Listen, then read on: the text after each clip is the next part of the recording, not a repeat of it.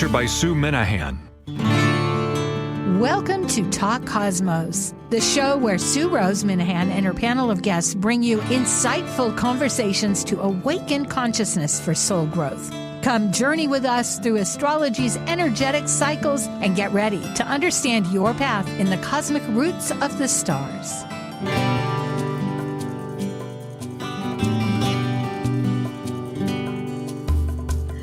Hello again, I'm Sue and this is Talk Cosmos. Today is the equinox, equal night, and we are presenting a vibrational astrology program, Fall Equinox Vibrations, and we have a slight little change with the title, The Turning Seasons. We've used it always, and we're leaving it that because, hey, the seasons have always turned, and that's the magic of the seasons, the universe, our universe.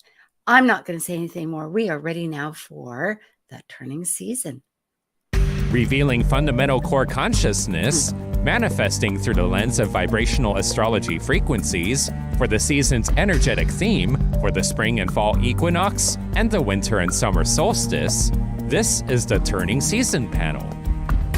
I'm Sue Rose Minahan, founder of Talk Cosmos since 2018. I'm an evolutionary astrologer, consultant, speaker, writer, vibrational astrology student, Dwarf Planet University graduate, Kepler Astrology Toastmasters Club charter member. I have a fine arts music degree plus a certificate in jazz. I'm an artist, musician, and certified color energy life coach. Especially, I love mythology and esoteric philosophies.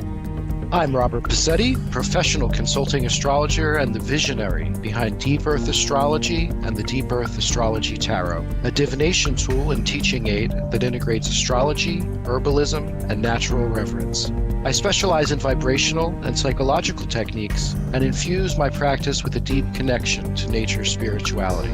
I'm currently the Grand Pendragon in the Ancient Order of Druids in America and the director of the Magus Gathering in Gore, Virginia. And I'm Linda Berry. I hold a professional astrology certificate in vibrational astrology from the Avalon School of Astrology, as well as a Master of Science in Social Work and bachelor degrees in psychology, mathematics, and computer programming. I teach vibrational astrology courses in the School of the Astrology of Vibrational Energetics online. I created Frequency Finder, an add-on to Cosmic Patterns, Sirius, and Kepler software. Frequency Finder provides an in-depth astrological analysis of your astrology chart. As a vibrational astrology researcher, I moderate a vibrational astrology research group, am an international consultant, a published author, and the writer of a free daily blog, The Vibrational Astrology Diary.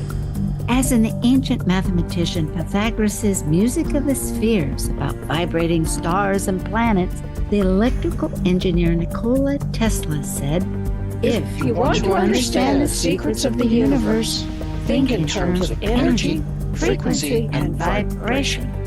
Woo! Well, hello, Linda. Hello, Hey, Rob. everybody. How are you? We're good. Yes.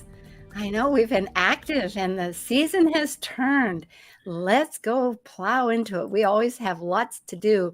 And since the beginning of time, people have looked at the seasons through all kinds of wonderful archaeological groups. Not groups, but things. I'm trying to go through this quickly and my tongue isn't keeping up with my brain, so I apologize. But for those people that are podcasts, I hope you can follow. But I know the visuals, you can go back and check these because we'll go a little bit rapidly through this introduction. But what is vibrational astrology? It's planetary group patterns. They're in frequency vibrations. And there is software that deliberates this information. It's Sirius and along with Frequency Finder that Linda created. This is just a quick key that you can go back to and reference if you want to know what this research through thousands of charts has determined for the sun, the moon. But the sun is about time right now, what you see, and the moon is about the past time, what's reflected. The equinox is when the sun is directly overhead at the equator. Approximately equal time for night and day. Ancient equos, if I'm saying that right in Latin, means equal, and nox is night. We have the seasons. The ancients, Pythagoras, heard in his mind this vibrational pattern. But from that, the great mathematician brought so many wonderful information to us. But it's not just ancients. Tesla, the electrical engineer, said, to find the secrets of the universe, think in terms of energy, frequency, and vibration. And Heindel, who was a mystic, a Rosicrucian founder, said, all things are in a state of vibration. So I will pass this now to you, Linda, to begin this wonderful messages of your themes. Okay. Well, here we are, folks. The fall equinox. The sun is balanced between hot and cold, moving towards the colder times of the year in the fall equinox in the northern hemisphere, and toward the warmer times of the year in the southern hemisphere. This is a point of balance where you can move your energies toward greater awareness and inclusiveness, or towards less awareness and exclusiveness. You get the final vote. It is your choice. So, for once, we actually are doing our live presentation after the equinox has happened instead of before. We usually can't manage this in the schedule. But the equinox was several hours ago, 8:44 a.m. Eastern Daylight Time today, 2:44 a.m. Hawaiian Daylight Time today. Standard. Is that right? It's standard. We're always standard. We say Oh, standard. Is it HST? Yes, But it ST is still all the 6 time. hours or 5? Well, because of the winter season, yes, we are 6 hours. But then come winter, when you go to standard time, then it's only 5. Oh, okay. Yeah. Because We're like Arizona. Arizona doesn't change either. You don't move. No. Okay. So here we have this chart. Let me make this bigger. How's this?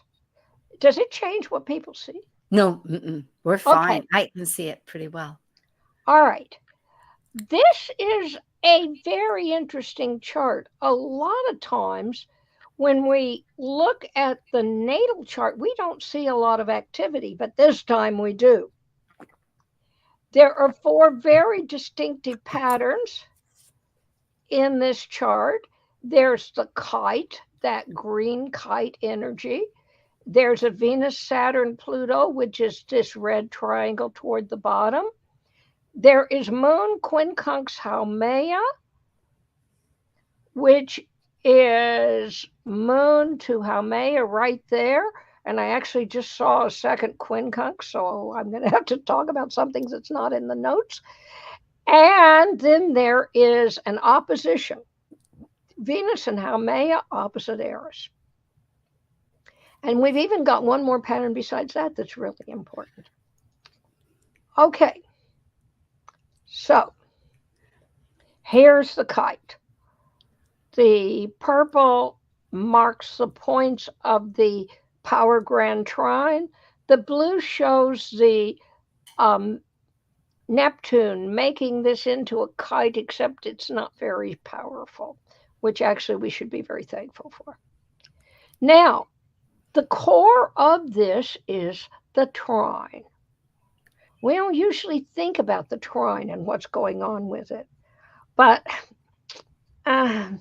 hate to break it to you, but I did research on it. That's a dangerous thing to do, folks. And the trine is much more active than we have thought. It needs to experience that feeling of flow. And I mean, it actively needs this. The flow can only come. Now remember, flow can only come when you're not too stressed, not too overburdened to cope. So there's this whole thing about thinking of the trine as being easy or not real active, but the trine is actively flowing, folks. Even though it looks, it's not stressed because it doesn't want to be stressed, but it's active. It will actively work, seeking to create the world that it wants to be in, this world of flow. If it fails, particularly if it feels trapped, I saw some biographies you wouldn't believe, folks, and I'm not even going to tell you online. It can react very badly. Especially with the 3 planets that are involved in these trines. Well, this particular trine we're dealing with makes that even more likely, but I'm not even talking about that one. The trine in general can react very badly if it feels trapped. It does have a potential for violence toward itself and others, which is not something we normally think of the trine with. But folks, you wouldn't believe the stuff I saw in the trine emphasized biographies. Okay, so now that we understand that we're talking about this compulsive need for a flow, the planets involved are Moon, Uranus, Pluto, and the Sun. In terms of describing this, you could say it's a compulsive emotional impulsivity that can flare up in a moment based on deep wounds from the past. See, and basically part of what we're dealing with here is deep wounds down inside of you don't flow, folks. They create stress, they interfere. And so it's very hard for this pattern to flow. One of the things that we've talked about up to this point in the past, in the solstice and the equinox before that, was all of this kind of internal churning going on. There wasn't a lot of active stuff. It was all very internal. It was very philosophical. But now we've gotten to the point where it seems like there's, action is ready. Action is on the menu. Action's definitely on. That's a good point, Rob, because I remember the stories. Often it was about the stories of others, prior to that. So yes. Okay. So in other words, this fall, there's a tendency for old wounds to generate sudden explosive action that could be violent. All right. Now let's understand this. That doesn't sound so good. Let's understand this pattern a little better. Because it's a trine, that's 1/3 and 1/3 and 1/3. Thus, in the third vibration, it's a conjunction. All of it's a conjunction. You see it here. Moon, Sun, Pluto, Uranus. All right. Now, notice when you see the conjunction, you can see that the Sun, Pluto is really, really tight. It's the most, it's those two planets are cuddling up together better than any of the rest. Okay. So what this tells us is that this pattern of old things coming up emotionally, suddenly in the moment, that there's a focus every day that we feel upon what we feel compelled to focus on. And this sense, Sun, Pluto sense of that which we feel compelled to focus on has to do, the things we feel compelled to focus on are the things we identify within us as our mission, as our purpose. So in this pattern, we have this sense of purpose. Now, I have to tell you about something very quickly because our session would have to be 2 hours long at least the workshop I did on it was 3 hours long, and I just got the beginning level. Okay, This last year, I've been studying the signs as they are embedded in the Fibonacci series. Yes, the signs of the zodiac are embedded in the Fibonacci series. Identifying these patterns as the signs of the zodiac was first done by Russell Olhausen and then developed by Santino Mancuso, David Cochran's current name. And I worked with it this year and found that these patterns in the Fibonacci series give us a way to combine the signs of the zodiac, the elements, and the modes that helps us understand the patterns in our chart. It's very revealing, and unfortunately, I can't show you how to do it in this presentation, but I can give you the results of it, and they will help us to understand these patterns better. Okay, so for the pattern we just looked at, this big grand trine, we have Gemini, Taurus, Gemini, Virgo, and Capricorn, and we just call these the SIS pattern or SIS sum or something like that. Yes. It gives us Libra. Believe it or not, Taurus, Gemini, Virgo, and Capricorn add together to become Libra. And you might think, well, it's kind of in the middle, but I don't think it works that way. But anyway, it's Libra, which has to do with relating as equals, where all people take equal responsibility for the initiation of action, working together for a common outcome. In other words, in this pattern, oh, good, it did work. Oh, no, that went backwards. I got it. Okay.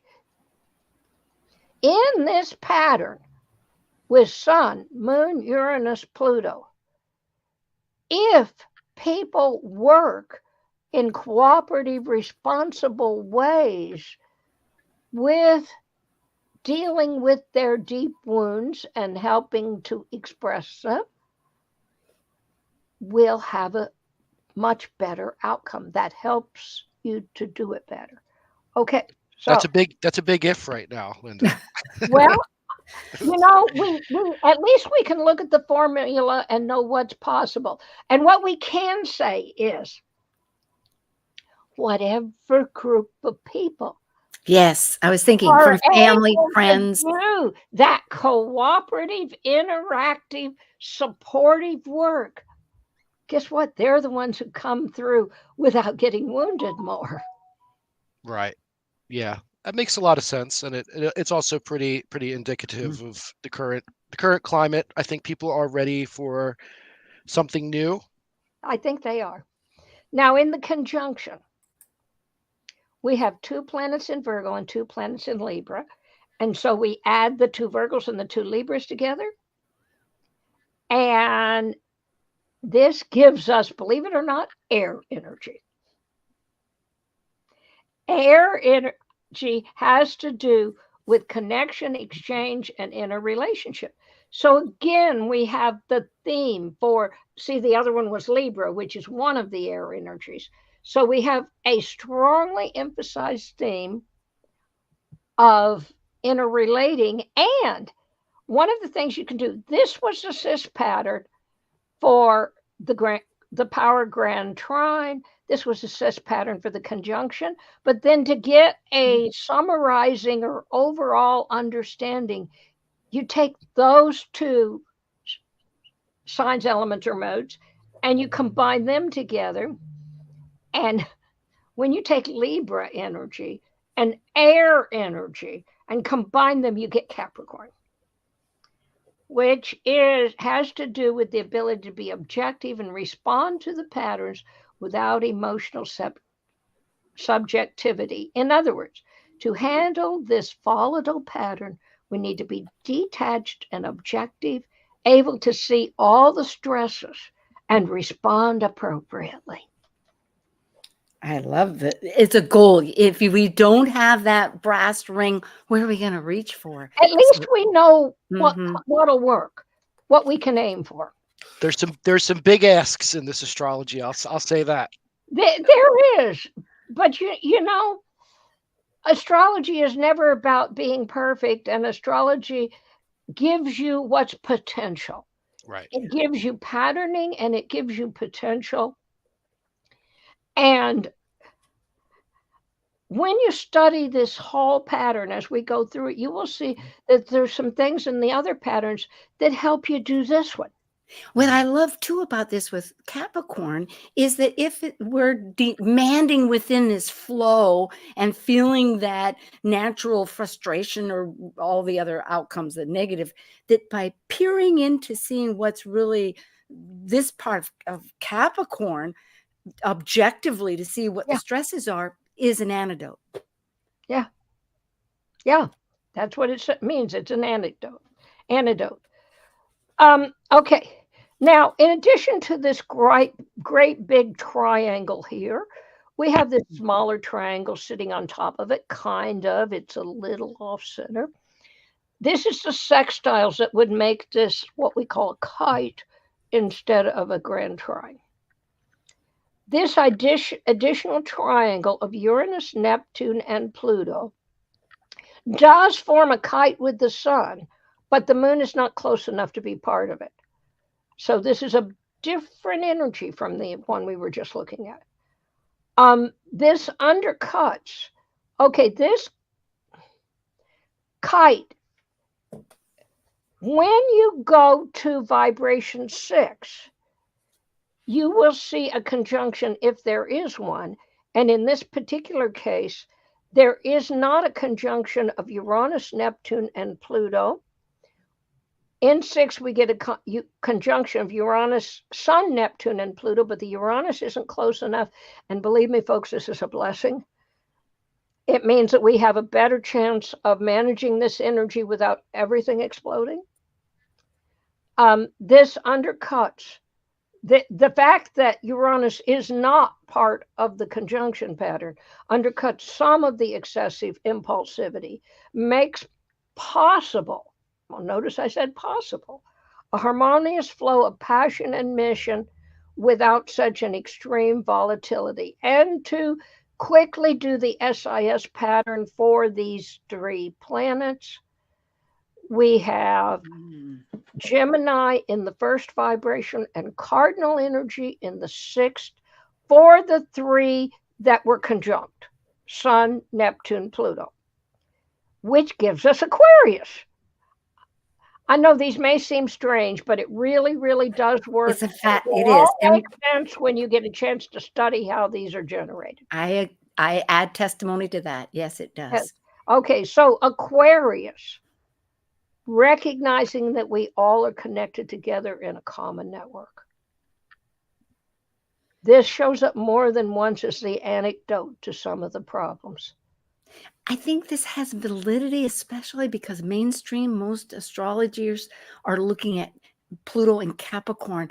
And yes, they're realizing it's close, but it's giving that harbinger that, yes, we're still working best we can with all these old patterns to get to this network where we have commonality. Right. So I think that I didn't check. Is this the last time Pluto goes into Capricorn? Yes. I was thinking it was. Now, and just to make a comment about that for just a minute, folks.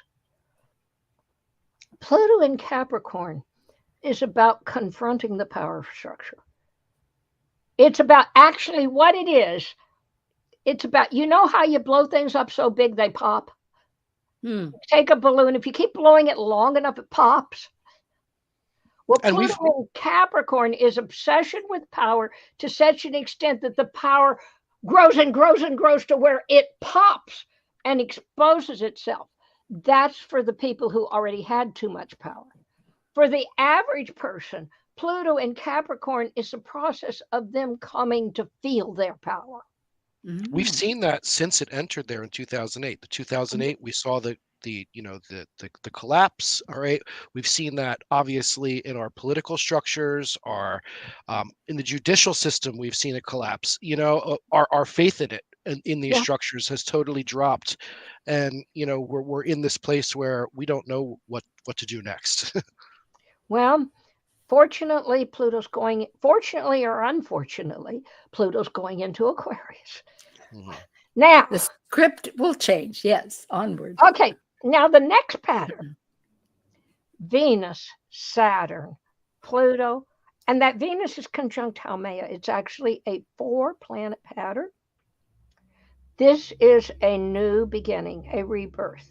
It comes from identifying the deep foundational patterns, Saturn, Pluto, at the core of our concerns, focusing on these deep truths and eliminating everything else. Haumea gives us an opportunity to use this awareness to come into a new way of understanding things. Here's the SIS signs on it. And it's interesting how it kind of reflects some of the other one. For this one, first of all, thing I should have said a minute ago is this is an action pattern, folks. This is a square, a semi-square, and a sesquiquadrate going into the 8th vibration. And this is about going out there and taking action. So this is the action pattern in the fall equinox. And the natal chart pattern includes 4 signs, Libra, Scorpio, Capricorn, and Pisces. Let me go back here just a minute so you can see this. And this particular one, in what pattern? Pisces, Capricorn, Libra, and Scorpio. Yes. Is that vibration 3 still? Yeah, that we're looking at, or is that the natal? This is vibration 1. This is one. natal. Oh, okay, this is a natal. Thank you. Yeah, these are we're that's right. No, I 4 follow. patterns out of the natal chart. Thank you. Yes. Okay, but this second one where you can kind of small, where you can see them all conjunct down here, that's the 8th vibration expression of this same thing.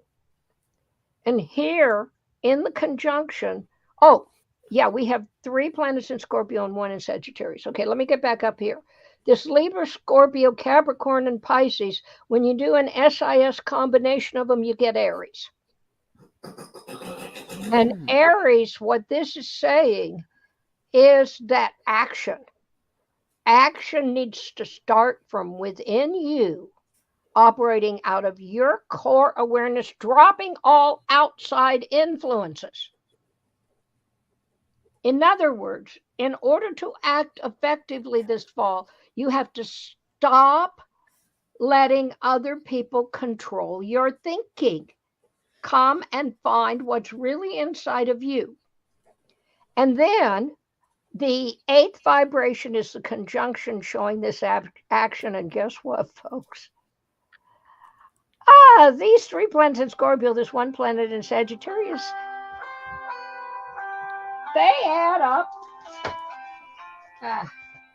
That's okay. It's right at our halftime too. I thought that was Nate almost. This is, the universe is helping us. This is good. Okay. They become Capricorn. And together the Aries and the Capricorn become air. So you see, you're seeing almost an echo of the first pattern. Right. Yeah. Okay. On a personal basis, I find this very powerful because there gets to a point, that's where it has to begin. Of course, it always has to begin with us. And for all the ideas that I'd like to manifest, it's like, get going. Well, shall we take, I know you have tons more, but we're at that. Take the break now? Yeah, can we do that? Yes. Okay, I wish the break were shorter. I'd clip it off. Folks, return. We have plenty. The equinox is happening. We'll see you right quick. Okay. And thank you, Linda Berry and Rob Pacetti. The Turning Seasons.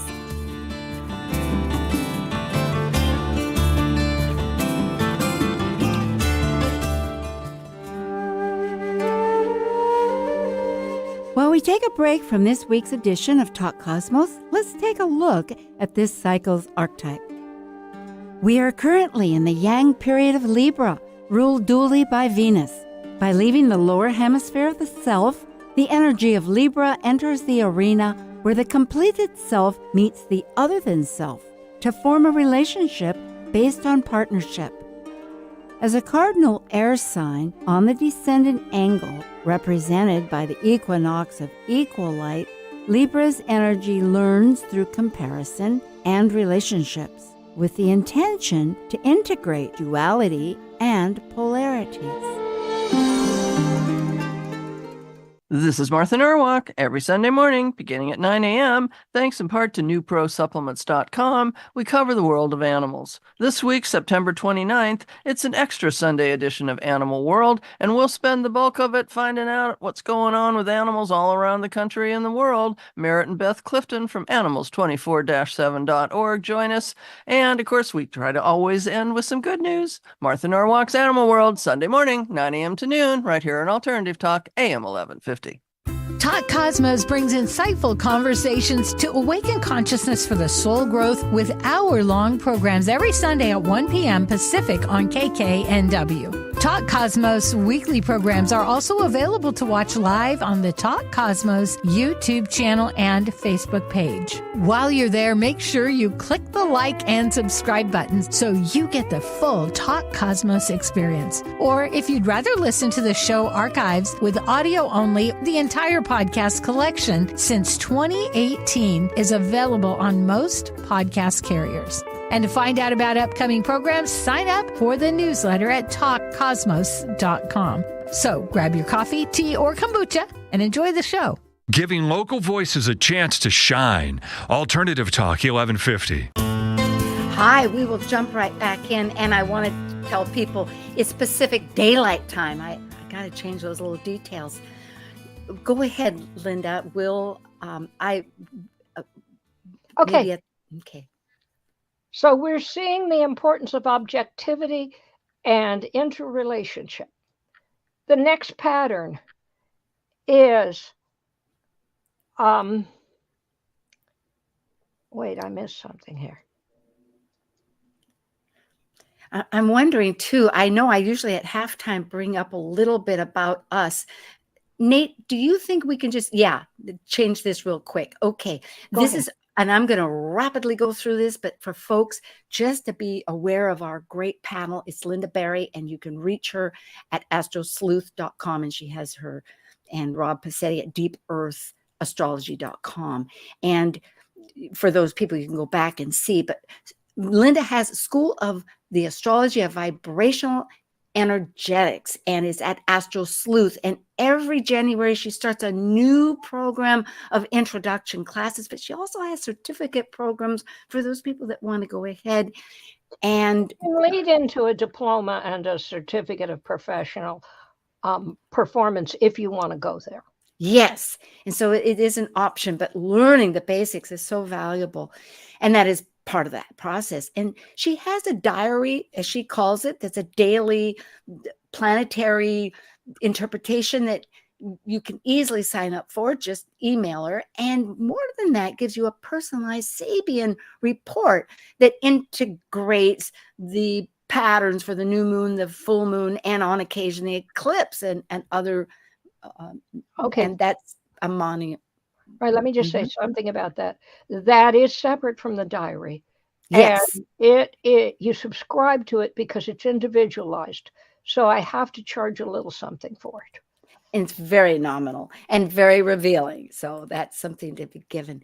Rob Pacitti, and you can see his site here, and he is of Deep Earth. And coming up next year, which is a work in progress and a very exciting one, is a tarot set that he is setting up. It's Deep Earth Astrology Tarot. And of course, Very excited.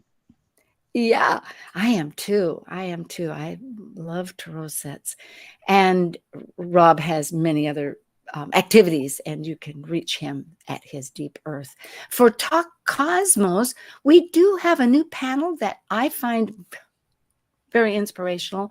It's because the U.S. happens to be dealing with our Chiron return, and the one coming up in October is the swing states. And then after the election, we'll have another one. And that's because we have a series that's about the elections. But next year will be other mundane situations. And stay tuned with that. Thank you for signing up. And we do have various, but I'm going to that's it. Back to Linda. Thank you. Okay. So I am going to do these in a little different order than they got put in here. The next one I want to talk about is the moon quincunx Haumea. And to do this very quickly, this tells us that there is a rebirth of our emotional patterns needed. That this is kind of like part of the answer. We need to get a new understanding of our past and how our past is affecting our present. Would we consider that second quincunx between Haumea and Neptune to create the Yod pattern? No, it's not a Yod pattern because the second quincunx is between Venus and Neptune. Yes, okay. They're close, but they're not. For a Yod, that would have to be the same planet. But the Venus Neptune quincunx tells us the other area we need to rework is the way we work with our dreams and our ideals. What are the process of our attraction to our dreams and ideals has to be balanced with a new emotional understanding. To me, this is key. I'm so glad to see it validated right there. How can we? Quincunxes often give the key. This is the key you have to turn to have something work well. Will those two quincunxes create a resonance pattern with each other there to Absolutely. Yeah, like those two are definitely going to be, kind of working with each other. Anytime you have two quincunxes in a vibration, they create a resonance pattern with each other. Okay. And that means that it's a little easier and it's a little more likely that you're going to accomplish it. Okay. So now let's get back to the one I skipped. Venus is joining with the Eris Haumea opposition. Folks, on a long-term basis, for a few years now, Eris has been opposite Haumea. And I know that's not in our normal vocabulary, but what that is a long-term challenge for us to experience a new consciousness of, or a rebirth in our consciousness of exclusivity versus inclusivity.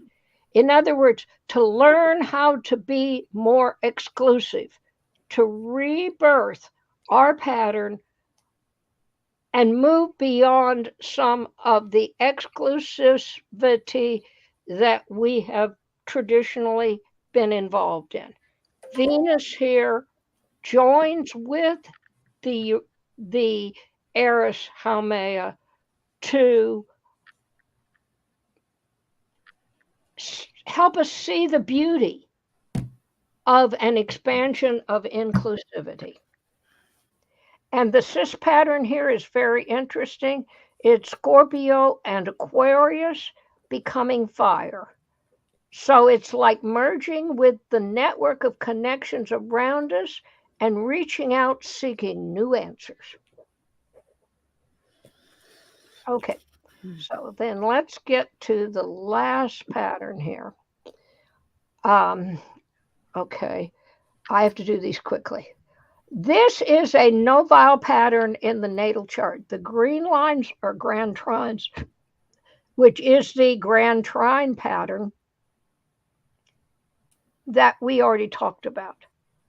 But along with it is Mars coming in, making actually the Mars, it only picks up the moon part. But Mars comes in and turns this Sun, Moon, Pluto triangle into a community issue. And this is about how we understand the past and its relationship to our experiences now and what we are feeling. And remember, you can transform your feelings if you understand what is generating them.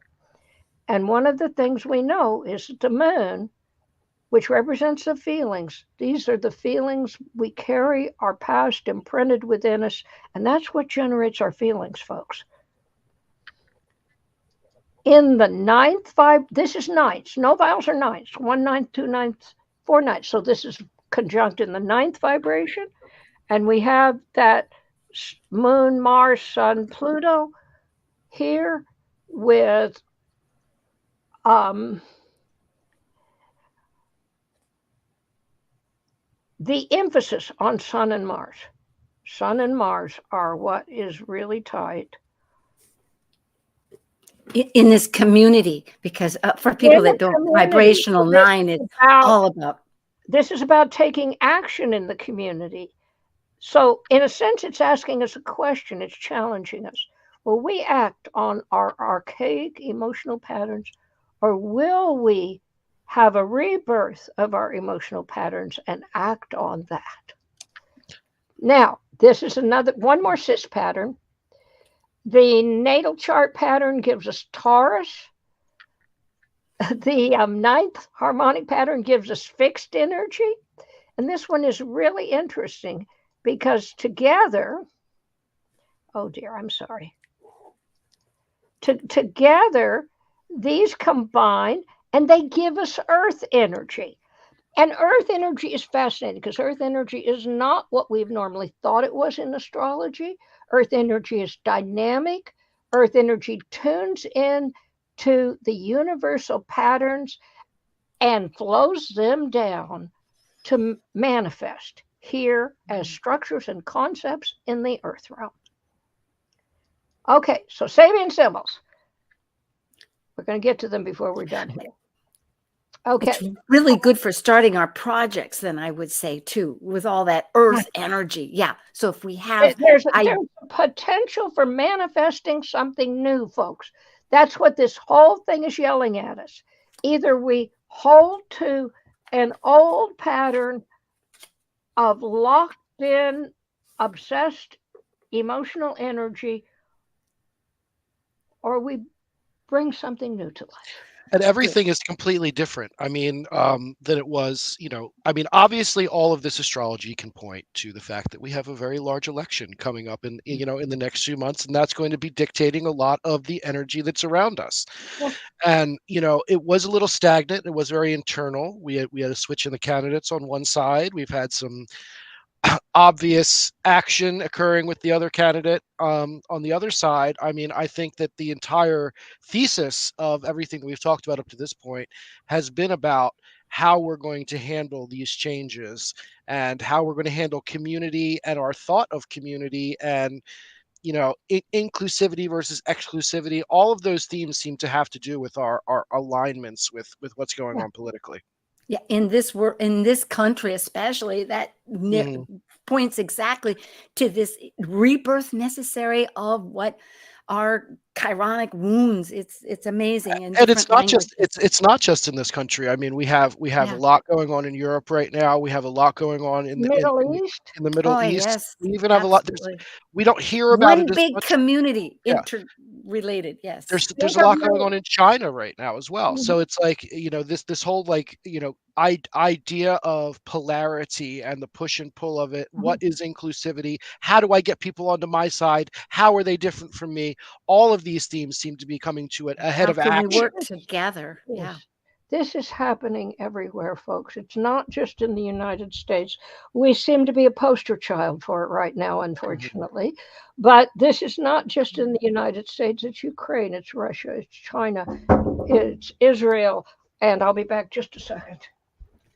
Yeah, it's very fascinating because just how this has all developed over the past few months and the energy that we brought in with the solstice. We were talking about that kind of need for the the release of all of this stored energy.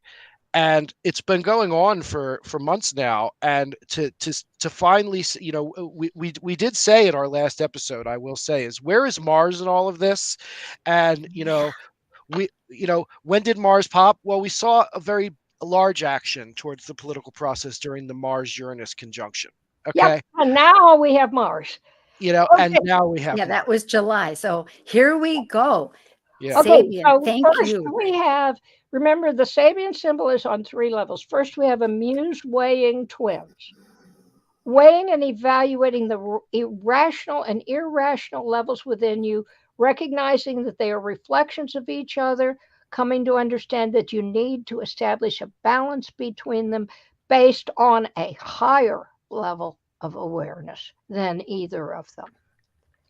The second level, the soul level, this is the underlying, what's underneath that whole weighing process. One hand slightly flexed with a very prominent thumb, that is actually the picture. Developing your own unique characteristics, learning how to relate with strength and flexibility, moving beyond a self-centered focus, and learning how to listen and compromise.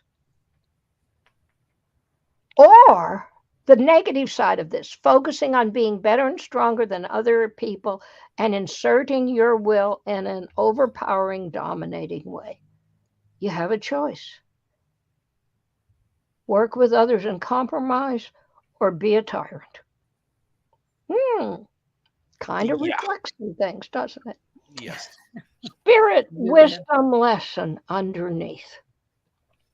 A woman awaiting a sailboat. You're awaiting patiently the development within you of a new way of connecting to others that will enable you to operate genuinely and harmoniously. To recognize that we need to be open to the birth of new things within us. This is more than just a conscious thing. You can't logically think it. It has to grow within you.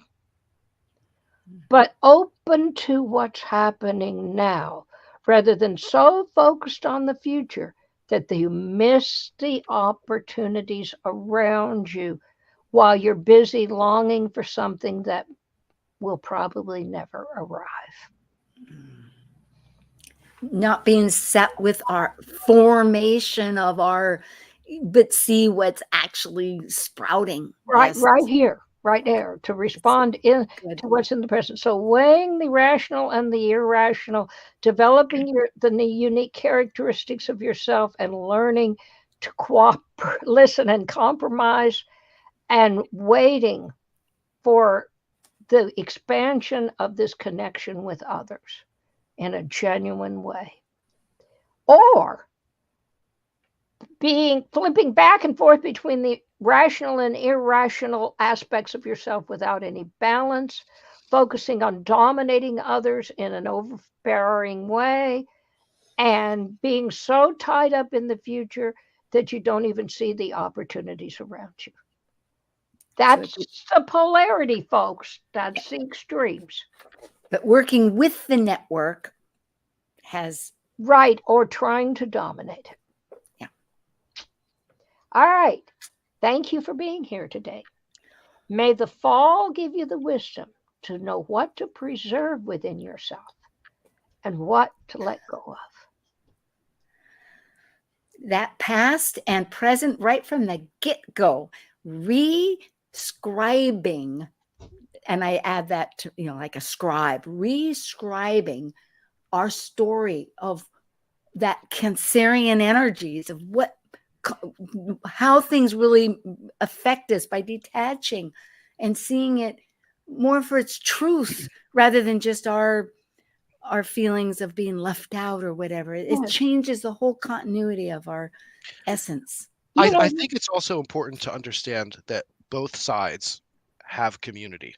And, I'm seeing that very rationally today, as a matter of fact, because one of the candidates is going to be doing a rally in the town that I live in on tomorrow. And as you drive down the main thoroughfare, what do you see?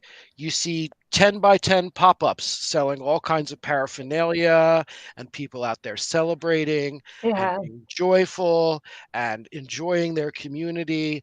So, we have to understand with all of this astrology that it applies to both sides. And, absolutely. And that there is no, the stars don't pick a winner or a loser. And, no, they don't.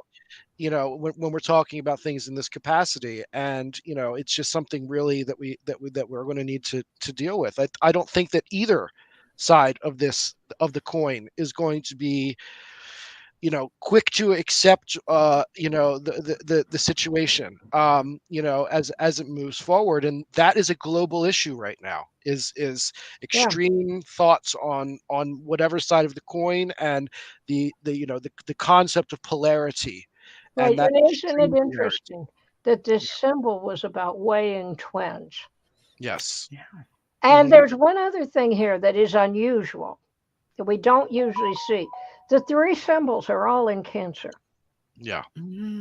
That is unusual. Normally, the three levels of the symbols have at least two signs to them. And so the message of Cancer is about building a safe place where you can be real. Yes. It's very tribal, and it's also the sign of our nation. You know what I mean? Yes. Yeah. I was thinking Like, 13 degrees. Yep.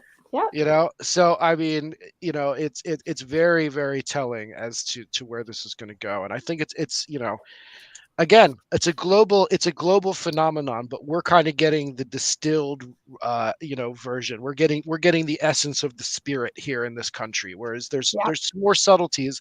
But again, I mean, we seem to be involved with all of it all over the world. So I'm not surprised that we're kind of funneling all of that energy into our own situation, since our tentacles seem to be involved with everything all over the world. Right. Right. And when I think of safety, I remember clearly, because it gets into that cardinal business of attack, of like what is threatening you not to feel safe. And that needs to be reevaluated. Perhaps that gun, proverbially speaking, is not being pointed to you, and perhaps it is. And what is your territorial, thinking about the boundaries, that whole dynamics And of how it. much is a real threat and how much is something that you feel emotionally that's not really a threat? Yeah, from the past that perhaps you weren't safe about, but it was changed. And Yeah. And that Haumea Eris opposition, Oh, God. we're talking about the thing that's interesting about that to me is that it's all about, kind of redefining inclusivity and exclusivity. When you have a situation where essentially it's 50-50, either side would like to bring in whomever they can. So it's very interesting how we can see the kind of insidious nature of how those two bodies work together when they're in opposition. Yeah, and it's interesting that Eris actually moves a lot slower than Haumea overall, but they seem to be at a point in their cycle when they are moving at approximately the same speed. Mhm. And so this opposition just continues and continues and continues. I've been seeing it I've got to go look and see exactly how long it's been going on.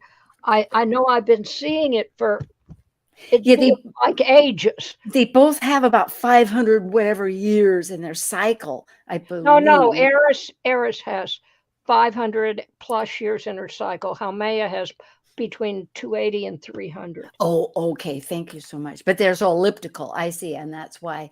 Yep. Because that business of and two is always yes. It's just dealing with something else. Yeah. So it's dealing with this inclusivity or exclusivity, and based on what? And that, of course, gets based on our feeling of safety. Yeah.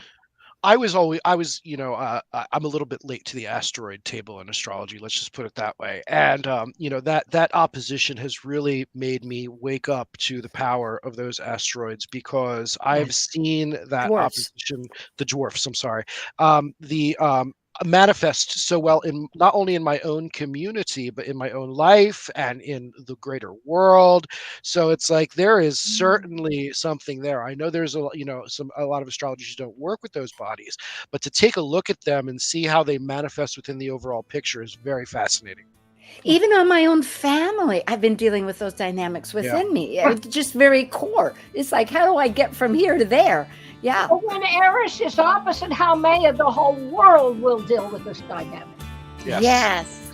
Every one of us, every relation. Well, there's hope perennial, because I do love having an idea greater than ourselves that we can reach for. Otherwise, we have a pyramid, or we have a continuity of some connection that works on a new parameter. Right. Here we go. Buckle up. Yeah. Thank you, Rob. Thank you, Linda. Thank you, community. Thank you all. And people. Yeah. Thank you for joining an insightful conversation on Talk Cosmos, the show where Sue Rose Minahan and her panel of guests awaken consciousness by connecting soul growth patterns with astrology's energetic cycles. Be sure to tune in next Sunday, 1 p.m. Pacific Time, to continue your journey through the roots of the cosmic pathway.